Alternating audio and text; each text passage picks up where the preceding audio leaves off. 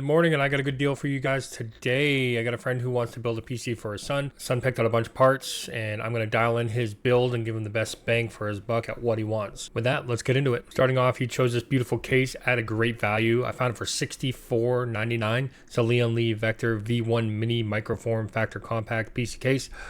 This will be a nice case to build in. Next up, we have the Ryzen 9 7900 12 cores, 24 threads for $316. Not really worth it to go to the 9900 for the extra cost. You don't get that big of an upgrade unless they are about the same price. They are not. So I went with the 7900X, 12 cores, 24 threads. Definitely great for doing any kind of heavy lifting as far as video editing, streaming, gaming, while watching tons of stuff on your second monitor.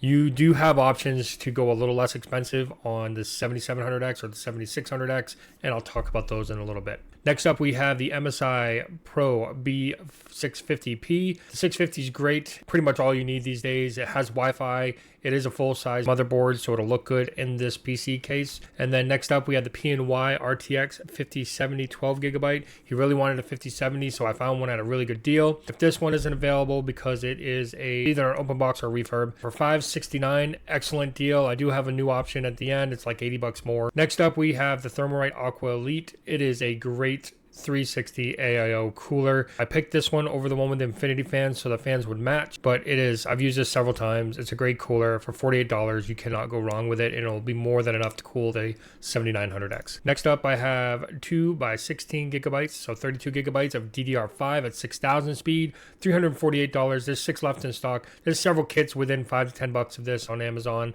and Newegg, so you'll be able to find them. I do have a 16 gigabyte option at the end as well. We went with 1 terabyte of Patriot P410. The nice thing is this motherboard that we picked out has plenty of slots, so if he wants to expand his storage or if storage gets less expensive, he can just plug another NVMe in and then he's doubled his storage.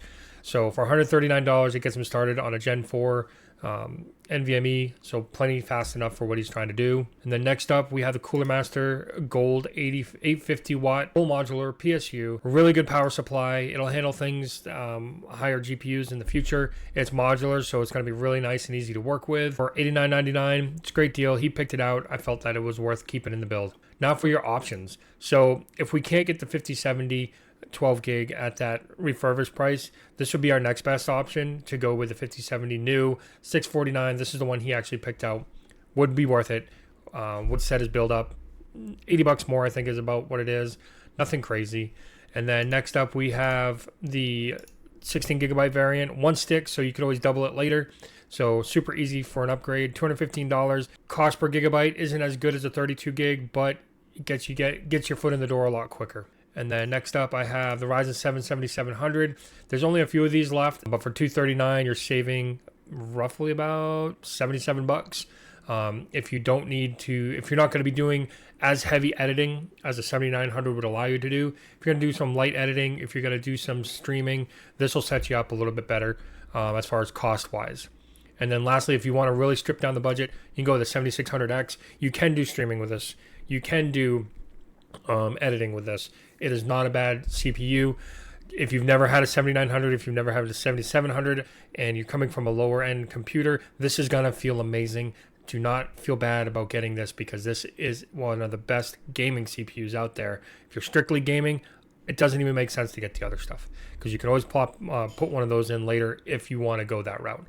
But if you're just gaming, I would recommend the Ryzen 5 7600. That's going to save you $139 over the 7900X. So all these are good.